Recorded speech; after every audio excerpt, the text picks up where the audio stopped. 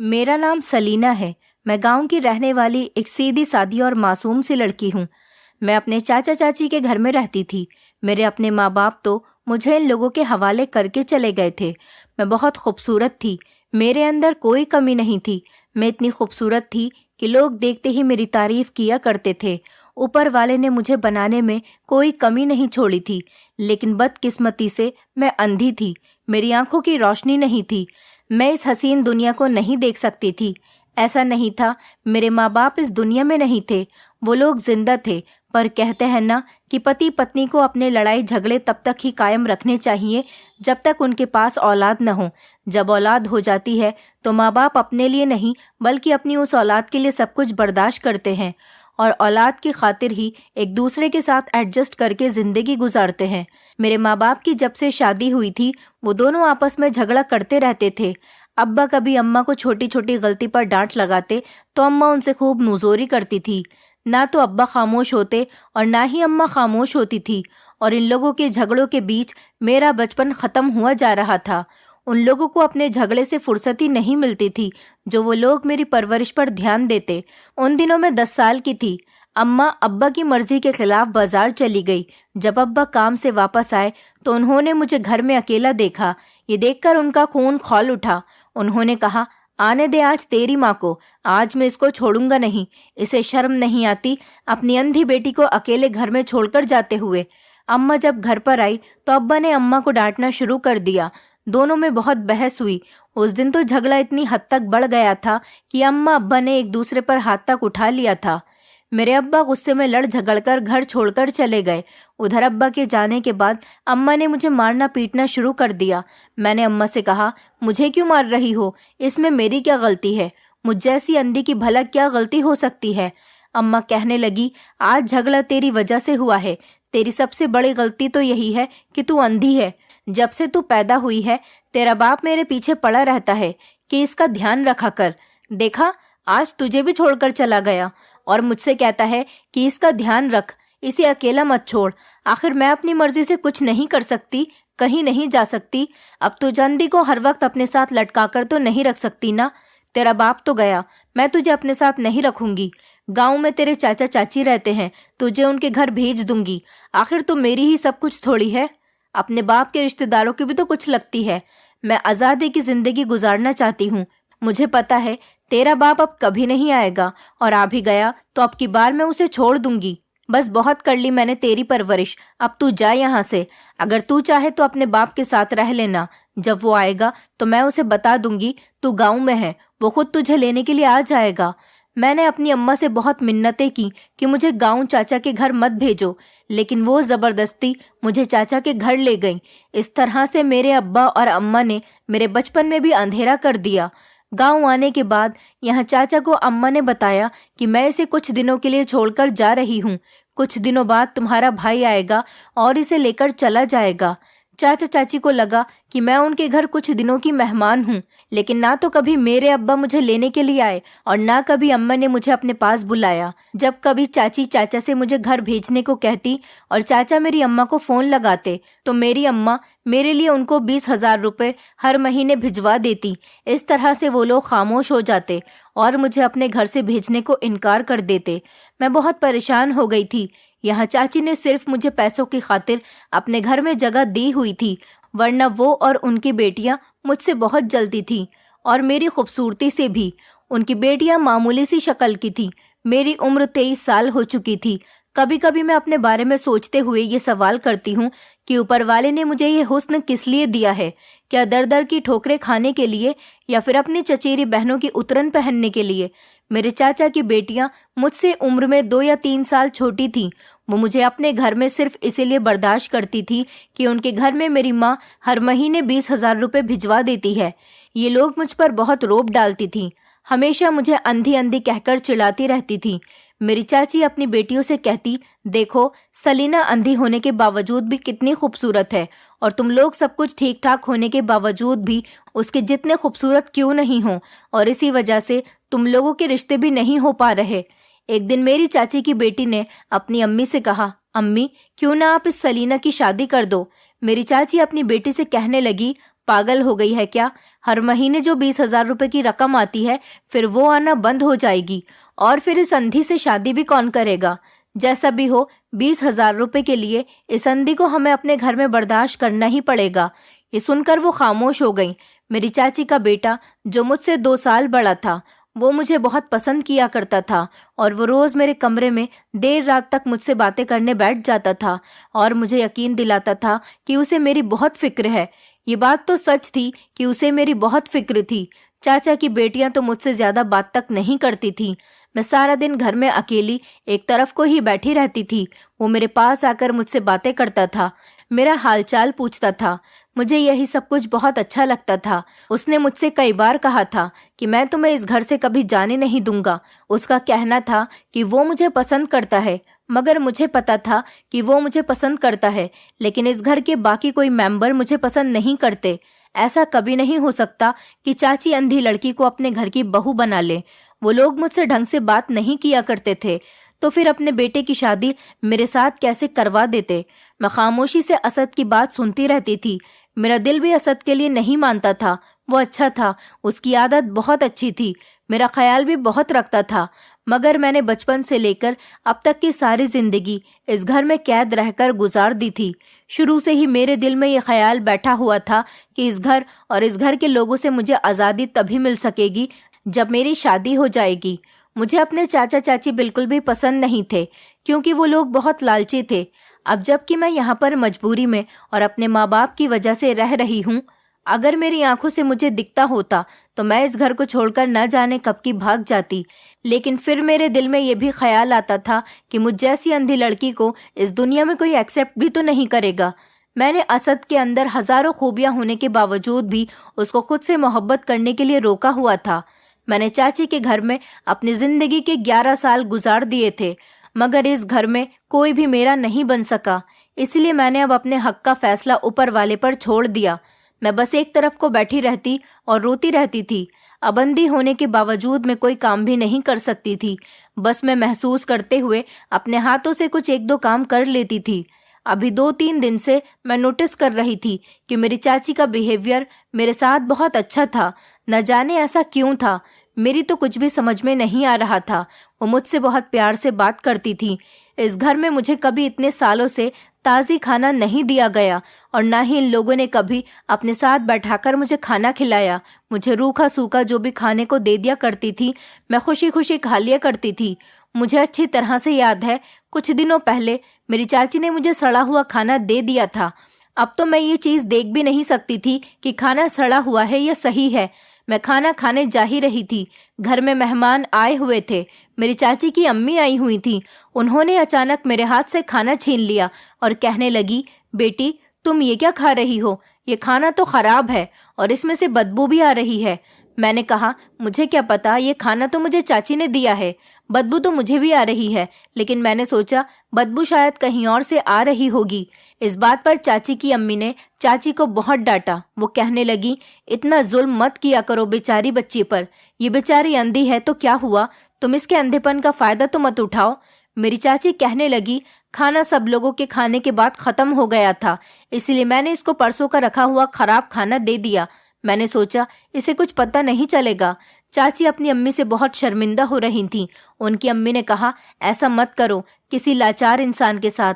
ऊपर वाला सब देख रहा है, एक न एक दिन तुम्हें भी इसका बदला जरूर देगा।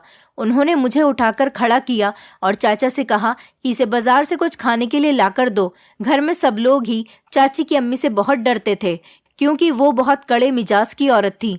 चाची की अम्मी के सामने किसी की भी नहीं चलती थी। उस दिन चाची की अम्मी की वजह से मैं वो सड़ा हुआ खाना खाने से बच गई थी। अगर मैं वो खाना खा लेती तो शायद मैं बीमार हो सकती थी।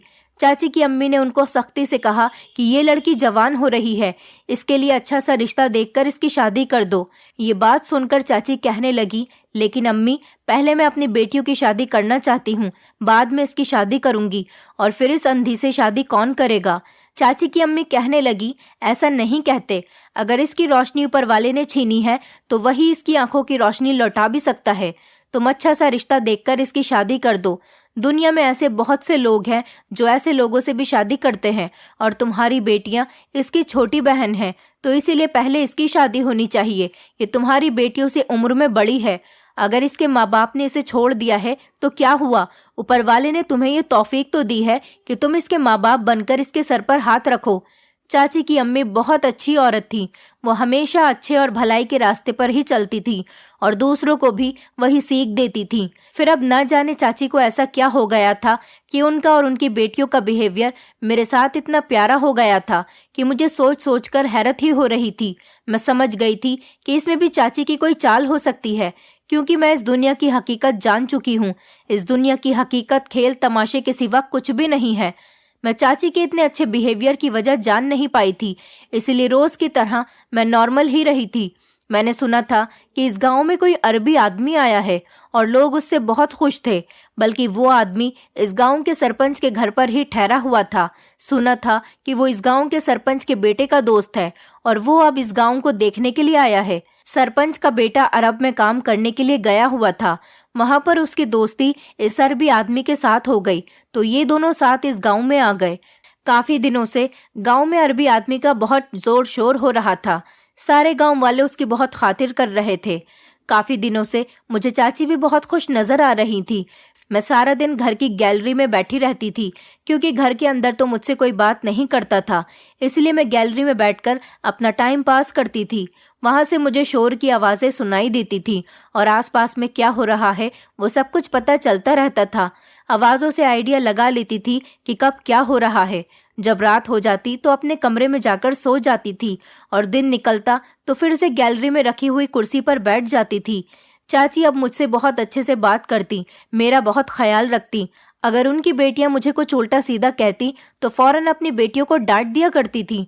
मुझे लगा कि शायद ये सब कुछ चाची की अम्मी की डांट का नतीजा है। शायद चाची को अपनी अम्मी की बातें समझ आ चुकी हैं। उस दिन जो बातें उन्होंने मेरे बारे में अपनी बेटी को कही थी, तो शायद चाची को थोड़ी शर्मिंदगी महसूस हुई हो और उनके दिल में मेरे लिए रहम आ गया हो। मैंने सोचा, चलो अच्छा है, इतने सालों में ही सही, पर चाची के दिल में मेरे लिए मोहब्बत जाग गई। यही मेरे लिए बहुत बड़ी बात है। मेरी आंखों में आंसू आ गए थे। मैं यही सब कुछ सोचते हुए रो रही थी। तभी अचानक मुझे बाहर से किसी के बोलने की आवाज आने लगी। बाहर कुछ मर्दों के बोलने की आवाज आ रही थी, लेकिन उन बातों में कहीं न कहीं मेरा नाम भी आ रहा था। मैं ठीक से कोई बात नहीं सुन पा रही थी। मैं धीरे धीरे कमरे की तरफ जाते हुए बातें सुनने की कोशिश करने लगी। पता चला कि गांव के सरपंच हमारे घर में बैठे हुए थे। न जाने वो लोग क्या बातें करके थोड़ी देर के बाद चले गए थे। उनके जाने के बाद फिर चाचा चाची आपस में बातें करने लगे। मैंने सुना कि चाचा जी चाची से कह रहे थे कि अगर मैंने इसकी शादी कर दी तो कहीं ऐसा न हो कि इसकी माँ इस बात का बुरा मनाए और हमें पैसे देना भी बंद कर दे। फिर चाची ने कहा कि इसमें कौन सा इतनी फिक्र करने वाली बात है, हमें वो अरबी आदमी तुम्हारी भाभी से ज्यादा पैसे दे रहा है, तो फिर हम इसे इस अरबी आदमी के हाथों बेच देते हैं और खामोश रहते हैं। हम इसकी माँ को कहेंगे कि कहीं ना कहीं हमने इसकी बेटी की शादी कर दी है। वो जिस तरह से हर महीने पैसे भिजवाती रहती है, इसी तरह से भिजवाती रहेगी। ऐसे करके ये मुसीबत ये हमारे घर से चली भी जाएगी और हमारे पास पैसे भी आते रहेंगे। और अरबी आदमी तो हमें पूरे 5 लाख रुपए दे रहा है, तो फिर हमें इतनी ज्यादा टेंशन लेने की कोई जरूरत नहीं है। हम खामोशी से इसकी शादी अरबी आदमी के साथ कर देते हैं। वो आदमी काफी दिनों से हमसे रिक्वेस्ट कर रहा है कि इस लड़की से मेरी शादी कर दो। अब जब आज अरबी आदमी इससे शादी करने की हमें इतनी बड़ी रकम देने के लिए कहकर गया है, तो इसमें तो हमारा ही फायदा है। वो इसे यहाँ से लेकर भी जा रहा है और साथ साथ 5 लाख रुपए की रकम भी हमें देकर जा रहा है। इससे अच्छी हमारे लिए कोई बात नहीं हो सकती। मैं तो कहती हूँ कि खामोशी से इसका निकाह अरबी आदमी के साथ करवा दो। इसे कुछ पता भी नहीं चलेगा। इसे हम यही कहेंगे कि हम तेरी शादी गांव के ही किसी लड़के के साथ करवा रहे हैं, और फिर संधि को क्या पता कि कौन अरबी आदमी है और कौन गांव का है। मेरे चाचा जी कहने लगे, तुम कह तो ठीक रही हो, तो फिर हम ऐसा ही करते हैं। अब मैं समझ गई थी कि इतने दिनों से चाची जी का बिहेवियर मेरे साथ इसीलिए अच्छा चल रहा था। वो अरबी आदमी चाची से मेरा रिश्ता मांग चुका है। अब मुझे समझ आया था कि मैं तो अपने चाचा चाची के लिए बड़ी कीमती चीज हूँ। मेरे होने से उनका कोई नुकसान नहीं है। हर महीने उनके पास 20,000 रुपए आते हैं और अब साथ ही साथ अब तो मेरी शादी पर भी उनको 5 लाख रुपए मिलने वाले हैं। मैं उनकी चाल को समझ गई थी। वो मेरी इतनी आसानी से किसी दूसरे से शादी नहीं करा सकते और अब वो पैसों के लालच में आकर अरबी आदमी से मेरी शादी करवा भी देंगे तो मेरे घर वालों को ये भी नहीं बताएंगे कि मेरी शादी हो चुकी है। इस दुनिया में कोई किसी का अपना नहीं है सिवाय पैसे के। ये बात आज मुझे इन लोगों ने लालच से सिखा दी थी। मैं खामोशी रही थी। मैंने अपनी जुबान से एक शब्द भी नहीं निकाला था। 2 दिन बाद मुझे घर में बहुत चहल पहल की आवाज आ रही थी। मैंने चाची से सबकी वजह पूछी तो वो कहने लगी, आज तुम्हें देखने के लिए कुछ लोग आ रहे हैं। मैं बहुत हैरान हो गई थी। मेरे साथ ये सब कुछ क्या हो रहा था? मैं शादी नहीं करना चाहती थी, लेकिन मैं इन लोगों के बीच अपनी मर्जी नहीं चला सकती थी। और सबसे ज्यादा गुस्सा तो मुझे उस अरबी आदमी पर आ रहा था जिसने मेरी कीमत मेरे चाचा चाची से लगा दी थी। एक बार भी किसी ने मेरी मर्जी पूछने की कोशिश तक नहीं की थी। मैंने चाची से पूछा, कैसे लोग हैं जो हमारे घर पर आ रहे हैं? मेरी चाची कहने लगी, मैं तुम्हारी शादी करवाना चाहती हूँ। मैंने कहा, पर मुझसे शादी कौन करेगा? चाची ने कहा कि एक बेचारा गरीब लड़का है। वो तुम्हारी आंखों की रोशनी पर नहीं बल्कि तुम्हारी खूबसूरती पर फिदा हुआ है। वो तुम्हें बहुत खुश रखेगा और तुम हम लोगों से दूर भी नहीं रहोगी, इसी गांव में रहोगी। बस मुझे तो खुशी इस बात की हो रही है कि तुम्हारा घर बस जाएगा। मैं तुम्हारा घर बसता हुआ देखना चाहती हूँ बेटी। बाद में ही मैं अपनी बेटियों की शादी करूंगी। पहले तुम्हारी शादी धूमधाम से कर दूं। मेरी बेटियों का क्या है, वो तो बिल्कुल ठीक है। उनकी शादियां तो आसानी से कहीं ना कहीं पर हो जाएंगी। ये रिश्ता बड़ी मुश्किल से मिला है बेटी। अगर ये रिश्ता भी हमारे हाथ से चला गया तो तुम्हारे रिश्ते में बहुत दिक्कत आएगी और तुम सारी जिंदगी इसी तरह से कुंवारी बैठी रहोगी। मैंने चाची से कहा, चाची आप इस रिश्ते के लिए इनकार कर दो। मैं ये शादी नहीं करना चाहती। चाची को उम्मीद नहीं थी कि मैं रिश्ते से इनकार भी कर सकती हूँ। उन्हें तो मैं बहुत सीधी लगती थी। मैं नहीं करूंगी ऐसे लड़के से शादी जिसको मैं जानती तक नहीं थी। चाची कहने लगी, नहीं सलीना, लड़का बहुत अच्छा है और तुम्हें बहुत खुश रखेगा। फिलहाल मैं खामोश हो गई थी। मैं कुछ कर भी तो नहीं सकती थी, इसीलिए इसी को मैंने अब अपना नसीब समझ लिया था। मैं दिन रात रोती रहती थी क्योंकि मेरे लिए एक अच्छी बात ये भी थी, मेरी इस घर से जान छूट रही थी। लेकिन मेरे दिल में एक डर ये भी था कि मैं अब किसी नई मुसीबत में तो फंसने नहीं जा रही हूँ। उस अरबी आदमी ने मेरी चाची से ये कह दिया था कि उसे दहेज में कुछ नहीं चाहिए। ये बात सुनकर तो मेरे चाचा चाची और भी ज्यादा खुश हो गए थे। यही वजह थी कि मेरी शादी बिना किसी रुकावट के हो रही थी। मेरी शादी की तारीख भी तय हो चुकी थी। मैं इस शादी से बिल्कुल भी खुश नहीं थी। शादी से एक रात पहले मैंने चाची और उनकी बेटी को आपस में बातें करते हुए सुना था।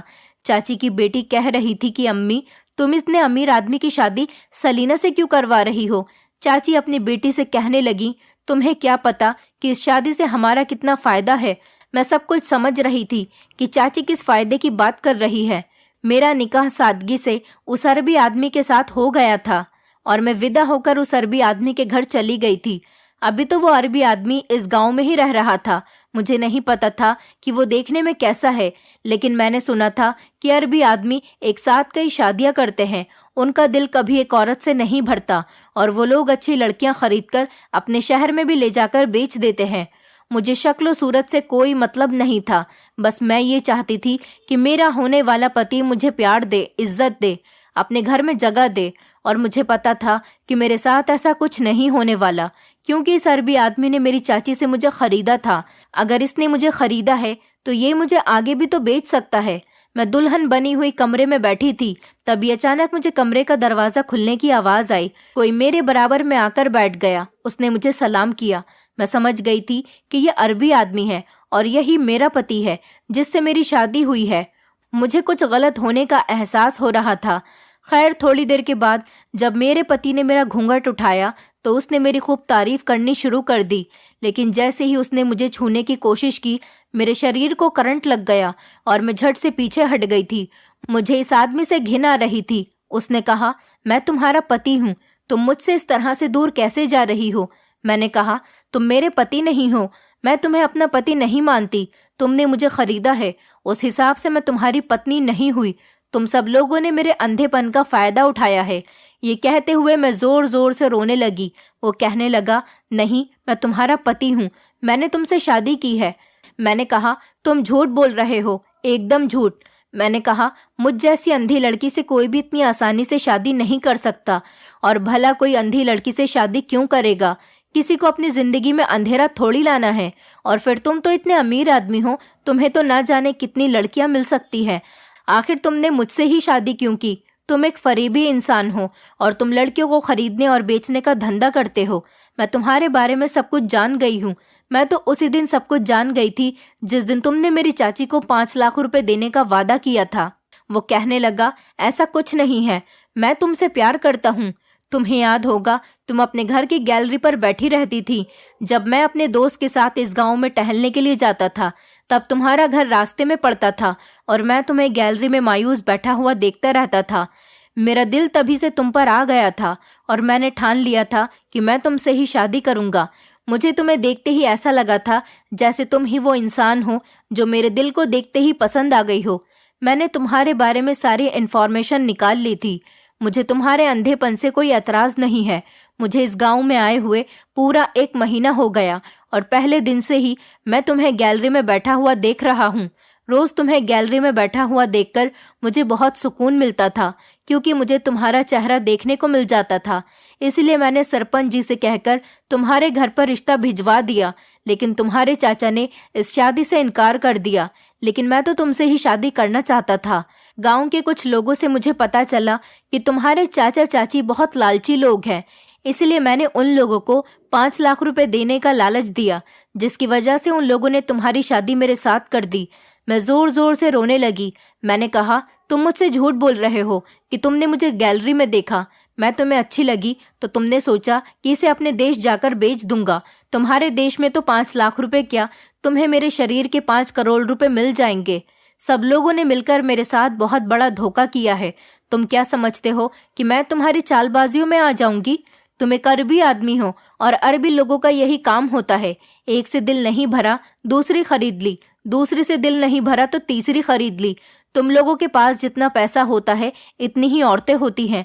मुझसे दूर रहना, मेरे करीब आने की कोशिश भी मत करना। अगर तुमने धोखे से भी ऐसा किया तो मैं अपनी जान ले लूंगी। वो कहने लगा, सलीना, तुम मुझे गलत समझ रही हो। मैं अरबी हूं तो क्या हुआ, मैं हूं तो एक इंसान ही। मेरे सीने में भी दिल धड़कता है। मैं उसकी बात सुनकर जोर जोर से चिल्ला रही थी। मुझे उससे नफरत हो रही थी। मैंने कहा, तुम शरीफ इंसान नहीं हो, तुम मौके का फायदा उठाने वाले इंसान हो। वो अरबी आदमी कहने लगा, मैं मौके का फायदा उठाने वाला इंसान नहीं हूँ। मैं इतना बुरा नहीं हूँ जितना तुम मुझे समझ रही हो। मैं दूसरों की जैसा नहीं हूँ। तुम मुझे ऐसे लोगों के साथ मिला रही हो जो औरतों को खरीदता है, लेकिन मैं उनमें से बिल्कुल भी नहीं हूँ। मैंने कहा, अगर ऐसा नहीं है तो तुमने मुझसे सीधी तरह शादी क्यों नहीं की? तुमने भी तो मेरी कीमत लगाई है। उस अरबी आदमी ने फिर से वही बात कही। मैंने तुम्हारे घर पर रिश्ता भेजा था तो तुम्हारे चाचा चाची ने मना कर दिया था। अब बताओ मैं क्या करता? मैं उनको पैसे देने पर मजबूर हो गया था, क्योंकि मुझे तुम्हें हासिल करना था। खैर रहने दो, तुम मुझे गलत समझती हो, गलत समझती रहो, तुम्हारी कुछ समझ में नहीं आएगा। मैं रोते हुए उससे कहने लगी कि तुम कमरे से चले जाओ, मुझे और परेशान मत करो। वो खामोशी से कमरे से बाहर निकल गया था। फिर शायद सारी रात वो कमरे के अंदर आया ही नहीं था। उस रात मुझे रोते हुए दिन निकल आया था। मैं वहीं कमरे में ही बैठी रही थी। मैंने खड़े होने की कोशिश की क्योंकि मुझे बहुत तेज प्यास लग रही थी और मुझे पानी पीना था। मैं 2-3 कदम ही आगे चली थी कि अचानक गिर गई। मुझे अपनी फूटी हुई किस्मत पर बहुत रोना आ रहा था और साथ ही साथ अफसोस भी हो रहा था। मैंने कसम खा ली थी कि मैं पलटकर कभी अब चाचा चाची के घर नहीं जाऊंगी। मेरे साथ जो होगा देखा जाएगा, लेकिन मैं अब कभी अपने किसी रिश्तेदार से किसी तरह की मदद नहीं मांगूंगी। मेरे माँ बाप ने ही कभी मुझे नहीं समझा तो मेरे चाचा चाची भला मुझे क्या समझते, जिन्होंने मुझे चंद पैसों के लिए इस आदमी के हाथ बेच डाला है। अपने अब्बा अम्मा से भी मुझे बहुत शिकायत थी, जिन्होंने मुझे अपने झगड़े की वजह से इन लोगों के पास भेज दिया था। मेरे अब्बा ने अम्मा से झगड़ा इस वजह से किया था कि वो मुझे घर में अकेला छोड़कर कहीं चली गई थी, लेकिन गलती इसमें सिर्फ मेरी अम्मा की ही नहीं, अब्बा की भी थी। अगर अम्मा मुझे छोड़कर बाजार चली गई थी तो अब्बा तो मुझे सारी जिंदगी के लिए ही अकेला करके चले गए थे। मैं उनका इंतजार करते करते जवान हो गई, लेकिन वो मुझे कभी लेने ही नहीं आए। और अम्मा, वो तो हर महीने मेरे खर्चे के पैसे भेजती रहती, लेकिन उन्हें शायद ये नहीं पता था कि औलाद को पैसों की नहीं बल्कि प्यार मोहब्बत की ज़रूरत होती है, और सबसे ज़्यादा ज़रूरत अपने माँ बाप के प्यार की होती है। इस दुनिया में कोई भी मुझसे प्यार नहीं करता, कोई इस दुनिया में मेरा अपना नहीं है। मेरे अंदर लोगों के ऊपर भरोसा करने की सारी हिम्मत खत्म हो गई है। फिलहाल मैं घर में ही रहती थी। जब से वो अरबी आदमी घर में आता जाता रहता था, वो मुझसे किसी तरह की कोई बात नहीं करता था। वो मेरे आगे खाना रखकर कहता, तुम्हारे आगे खाना रखा हुआ है, खा लो, और अगर तुम्हें किसी चीज की जरूरत हो तो मुझे बता देना। मैं उससे कोई बातचीत नहीं करती थी और खामोशी से खाना खा लिया करती थी।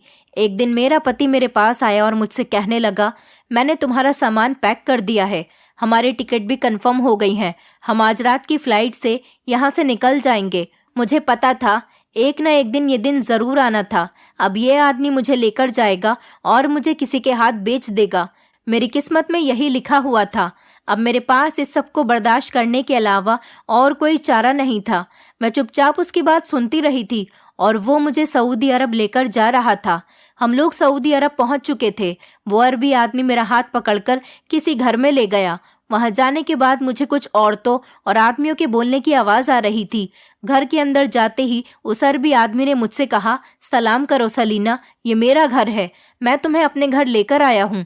मैंने सलाम किया तो वहां पर एक बूढ़ी औरत की आवाज आने लगी। उन्होंने कहा कि मैं तुम्हारे पति की अम्मी हूँ, इसका नाम अयान है और ये मेरा बेटा है। ये तुम्हारा ससुराल है बेटी। इस घर में तुम्हें हम लोग बहुत प्यार करेंगे।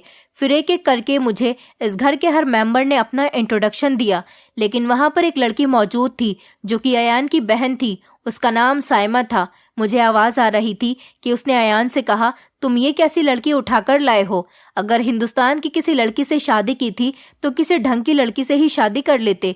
ये लड़की तो अंधी है। वो अरबी आदमी खामोशी से अपनी बहन से कहने लगा, चुप कर जाओ, ये मेरी पत्नी है, मेरी इससे शादी हो चुकी है और मैंने अपनी मर्जी से इससे शादी की है। मैं खामोश रही थी। मैं समझ गई थी कि उसकी बहन को मैं पसंद नहीं आई हूँ। वो मुझे कमरे में लेकर चला गया।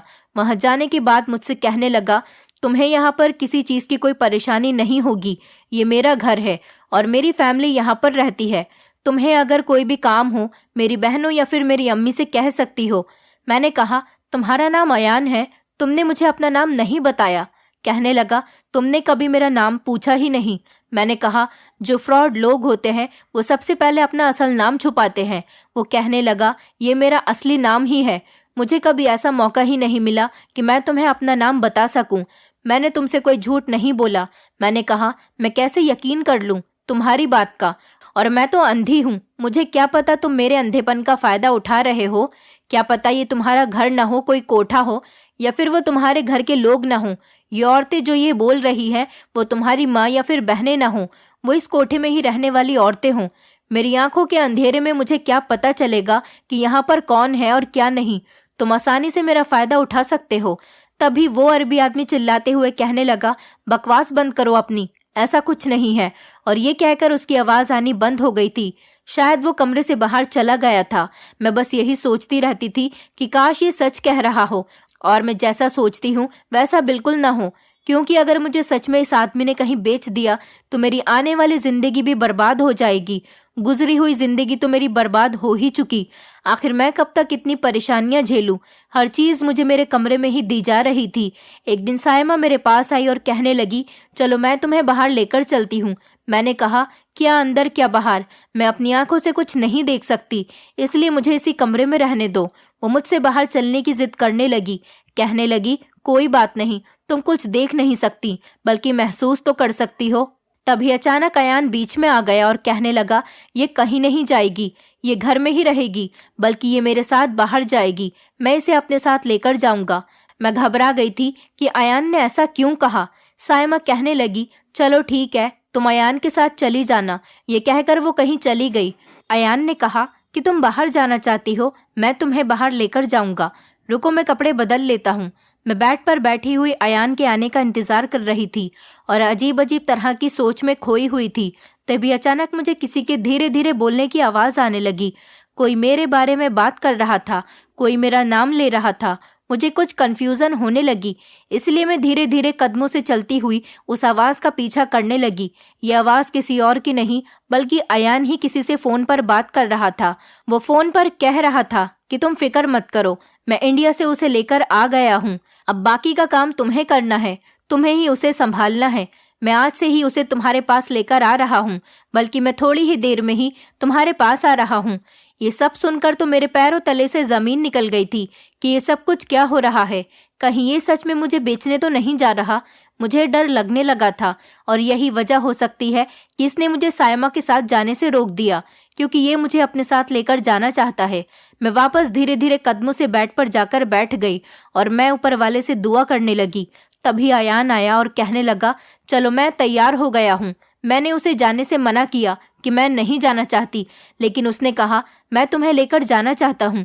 मैं उससे कहने लगी कि मैं शोर मचा दूंगी अगर तुमने मेरे साथ जबरदस्ती की तो मैं तुम्हारे साथ कहीं नहीं जाऊंगी। तो उसने कहा कि ये तुम्हारा घर नहीं है, ये मेरा घर है और यहाँ पर मेरी मर्जी चलती है। वो मेरा हाथ पकड़कर जबरदस्ती मुझे अपने साथ गाड़ी में बैठाकर ले गया। मुझे लगा कि मुझे इस इंसान के साथ यहाँ आना ही नहीं चाहिए था। मुझे बहुत डर लग रहा था। मैं बहुत बुरी तरीके से रो रही थी, लेकिन उसने मेरी एक न सुनी और वो मुझे न जाने कहाँ ले गया। वो मुझे कहीं लेकर आया था जहाँ पर उसके साथ एक आदमी के बोलने की आवाज़ आ रही थी।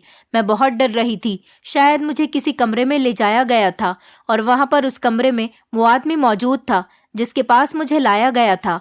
वो आदमी मेरे चेहरे को छू रहा था। मुझे उससे बहुत उलझन हो रही थी और वो बार बार मेरी आंखों को छूने की कोशिश कर रहा था।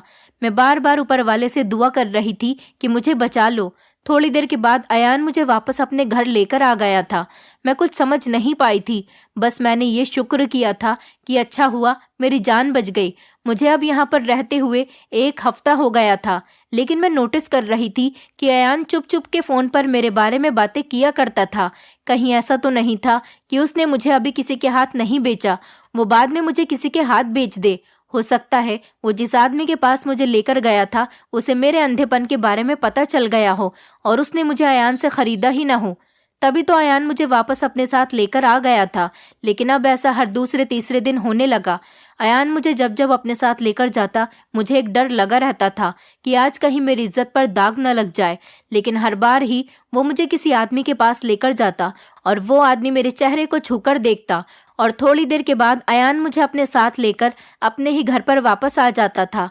मुझे कुछ भी समझ में नहीं आ रहा था कि ये सब कुछ क्या हो रहा है। मुझे अयान से दिन ब दिन नफरत बढ़ती चली जा रही थी। मैं उसे एक्सेप्ट करने के लिए तैयार नहीं थी, क्योंकि मैं समझ रही थी कि हर बार मेरे अंधे होने की वजह से वो मुझे बेच नहीं पाता है। एक दिन मैंने अयान से कहा, तुम मुझे हर दूसरे तीसरे दिन कहाँ पर लेकर जाते हो और वो कौन आदमी होते हैं जो मुझे बार बार छू छू कर देखते हैं? अगर तुम मेरे पति होते तो कभी अपनी पत्नी को ऐसे दूसरे मर्दों के हवाले नहीं करते। मैं जानती हूँ तुम मेरी खूबसूरती दिखाने के लिए उन लोगों के पास मुझे लेकर जाते हो और जब उन लोगों को पता चलता है कि मैं अंधी हूँ और फिर वो लोग मुझे तुमसे खरीदते ही नहीं। सच कहूँ तो मुझे खरीद कर तुम्हारा बहुत नुकसान हुआ। अयान कहने लगा, तुम ऐसा ही समझ लो, कल मैं तुम्हें बेचने जा रहा हूँ। मैं उसकी ये बात सुनकर बहुत डर गई और कहने लगी, तुम ये क्या बकवास कर रहे हो? वो कहने लगा, अभी तक तो मैंने तुम्हें नहीं बेचा था, लेकिन कल मैं तुम्हें सच में बेचने जा रहा हूँ। मैं जोर जोर से चिल्लाने लगी और कहने लगी, तुम्हारे साथ अच्छा नहीं होगा अगर तुमने मेरे साथ कुछ भी किया तो। दूसरा दिन निकल आया था। अयान अपने कहने के मुताबिक मेरा जबरदस्ती हाथ पकड़कर मुझे न जाने गाड़ी में बिठाकर कहाँ पर लेकर चला गया था। आज मुझे बहुत सारे मर्दों के बोलने की आवाज़ आ रही थी। मैं अयान से कह रही थी, मुझे जाने दो, तुम्हारे साथ अच्छा नहीं होगा। मैं जोर जोर से चिल्ला रही थी। तभी किसी ने मेरे मुंह पर टेप लगा दिया। मेरी आंखों से आंसू नहीं रुक रहे थे। आज मुझे अफसोस हो रहा था कि ये दुनिया लाचार इंसान का बहुत गलत फायदा उठाती है। फिर अचानक किसी ने मेरे हाथ में सुई चुभो दी और मैं बेहोश हो गई। उसके बाद मुझे कुछ पता ही नहीं चला कि मेरे साथ क्या हुआ। मुझे लगभग 5 दिन के बाद होश आया था। मुझे ऐसा लग रहा था जैसे मेरी आंखों पर कोई वजन रखा हुआ है। किसी ने मेरी आंखों पर हाथ लगाया और उसने मुझसे कहा कि धीरे धीरे अपनी आंखें खोलो। मैंने अपनी आंखें धीरे धीरे खोली तो ये देखकर मैं हैरान रह गई थी कि मैं तो सच में अपने सामने खड़े हुए इंसान को देख रही थी। ये एक आदमी था, ये कोई और नहीं बल्कि ये डॉक्टर था। फिर मैंने उस कमरे में मौजूद बाकी लोगों को देखा। इन सब लोगों को मैंने पहली बार देखा था, लेकिन मैं सबकी आवाज़ अच्छे से पहचान सकती थी। यहाँ पर बहुत सारे लोग मौजूद थे। वो बूढ़ी औरत मेरे पास आकर बोली तो मैं उसकी आवाज़ पहचान गई कि ये अयान की अम्मी है। सायम अभी मेरे करीब आकर बोलने लगी थी। मैं साइमा की आवाज़ भी पहचान गई थी कि ये साइमा है। और सबसे अच्छी बात ये कि जब अयान मेरे करीब आकर मुझसे बात करने लगा तो मैं उसे भी पहचान गई थी। अयान को देखकर मैं हैरान रह गई थी कि अयान बहुत खूबसूरत और कम उम्र का लड़का था, जिसे मैं अभी तक अरबी आदमी समझती आई थी। अयान मुझे देखकर कहने लगा, लो, मैंने तुम्हें बेच दिया। मैं समझ गई थी कि उसने मेरे साथ क्या किया था। मैंने उसके आगे हाथ जोड़ दिए। मैंने कहा, मुझे माफ कर दो, मैं तुम्हें गलत समझती रही। अयान ने बताया कि उसने जब से मुझे पहली बार देखा था तब से ही उसे मुझसे प्यार हो गया था, और जब उसे पता चला कि मैं अंधी हूँ और इस घर में मेरी कोई इज्जत नहीं, तब से उसे मुझसे और भी ज्यादा प्यार हो गया। और उसने अपने दिल में ठान लिया कि वो मुझे सऊदी अरब लेकर जाएगा और मेरी आंखों का ऑपरेशन करवाएगा। अयान मुझे हर बार किसी आदमी के पास नहीं लेकर जाता था, बल्कि वो तो मुझे डॉक्टर के पास लेकर जाता था और वो डॉक्टर से ही मेरे बारे में बातें करता था। मुझे यकीन नहीं हो रहा था कि मैं आज अपनी आंखों से इस हसीन दुनिया को देख सकती हूँ। और जिस इंसान ने मुझसे शादी की उसने मेरे साथ कोई धोखा नहीं किया, बल्कि उसने मेरी आंखों की रोशनी मुझे वापस करा दी। आज उसी की वजह से मैं इस दुनिया को देख सकती थी। अयान के साथ साथ उसकी फैमिली भी बहुत अच्छी थी कि जिन लोगों ने एक अंधी लड़की को एक्सेप्ट कर लिया था। जब मैं पूरी तरह से रिकवर हो गई तो अयान मुझसे कहने लगा, अब मैं तुम्हें इस दुनिया की सबसे हसीन चीज और सबसे खूबसूरत जगह लेकर जाना चाहता हूँ। अयान मुझे हिंदुस्तान लेकर आ गया और यहाँ पर मुझे एक घर में लेकर आया। उस घर के अंदर कोई लंगड़ी सी औरत बैठी हुई थी। अयान ने मुझे बताया कि ये तुम्हारी अम्मी है। मैंने कभी अपनी अम्मी की शक्ल को नहीं देखा था, लेकिन जब उन्होंने मुझसे बात की तो मैं उनकी आवाज़ सुनकर ही पहचान गई थी कि ये मेरी अम्मी है। वो मुझे गले लगाना चाहती थी। जब उन्हें पता चला कि मेरी आंखों की रोशनी आ गई तो उन्हें यकीन नहीं हुआ। वो मुझसे गले लगना चाह रही थी, लेकिन मैं उनके गले नहीं लगी। मैंने उनसे कहा कि आपकी यह हालत कैसे हो गई। उन्होंने मुझे बताया कि मैंने तुम्हारे साथ जैसा किया, ऊपर वाले ने मेरे साथ उसका वैसा ही बदला लिया। तुम्हारे अब्बा तो इस दुनिया को छोड़कर जा चुके हैं। मैंने तुम्हारे अब्बा के मरने की खबर सुनने के बाद एक अमीर आदमी से शादी कर ली थी और वही आदमी तुम्हारे खर्चे के पैसे भिजवाया करता था। लेकिन एक दिन मेरा उस आदमी के साथ भी झगड़ा हो गया और गुस्से में आकर उसने मेरी एक टांग तोड़ दी और उसने मुझे तलाक देकर छोड़ दिया। उस दिन मुझे अपनी गलती का एहसास हुआ था कि अगर मेरी बेटी होती तो वो मेरा सहारा बनती। मैं अकेली इस घर में रहती हूँ और अपना कोई ना कोई जेवर बेचकर अपनी शर्मिंदगी मिटाने के लिए तुम्हारे खर्चे के पैसे भेजा करती थी। मैंने अम्मा को बताया कि अफसोस, आप मेरे लिए सिर्फ पैसे ही भेजती रह गईं और यहाँ मेरी जिंदगी में इतना बड़ा बदलाव आ गया। अम्मा ने कहा कि मुझे माफ कर दो बेटी। मैंने उनको माफ तो कर दिया, लेकिन ना तो मैं उनके गले लगी और ना ही मैंने उनसे कोई हमदर्दी जताई। मैं उनको छोड़कर आ गई। अयान ने कहा कि तुम अपने माँ बाप से मिलने के लिए बहुत तरस रही थी, मैं इसीलिए तुम्हें यहाँ लेकर आया था। मैंने कहा, ये लोग मेरे माँ बाप नहीं हैं। अगर ये मेरे माँ बाप होते तो अपनी अंधी बेटी की बहुत फिक्र करते। अब मैं ठीक हो गई हूँ, मुझे इन लोगों की कोई जरूरत नहीं। अयान ने कहा, अच्छी बात है, तुम मेरे साथ चलो और मेरे साथ ही रहना। मैं वापस अयान के साथ सऊदी अरब चली गई और अब मैं अपने पति के साथ सऊदी अरब में ही रहती हूँ। मैं अपने पति के साथ बहुत खुश हूँ। ऊपर वाले ने देर से ही सही पर मेरी जिंदगी को पूरी तरह से बदल कर रख दिया था। मैं आप लोगों से यही रिक्वेस्ट करना चाहती हूँ कि कभी अपने झगड़ों के बीच अपने बच्चों को न लाएं और उनकी आने वाली जिंदगी को बर्बाद न करें, वरना हर बच्चे की जिंदगी दूसरे लोगों के हाथों इसी तरह बेकार हो जाएगी जैसे कि मेरी हो गई थी। दोस्तों, उम्मीद करती हूँ आपको हमारी कहानी पसंद आई होगी। कहानी पसंद आई है तो वीडियो को लाइक करें, चैनल पर नए हैं तो चैनल को सब्सक्राइब करें और हाँ, नोटिफिकेशन बेल को जरूर दबाएं ताकि अगली अपडेट सबसे पहले आपको मिले।